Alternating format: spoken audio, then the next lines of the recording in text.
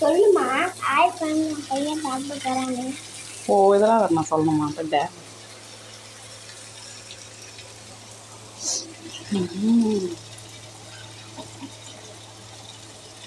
சரிடா.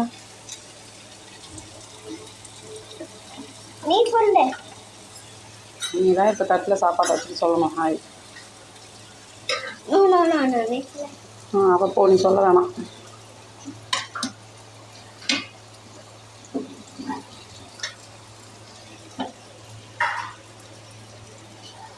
இந்தா இந்த கவினா பொடி சாப்பிடு, ஸ்பூனை வச்சிரு. ஹாய் சொல்லு. ஹாய் ஃப்ரெண்ட்ஸ், நான் சாப்பிட்டுருக்கேன், நீங்களும் சாப்பிடுவாங்களா? சாப்பிடு.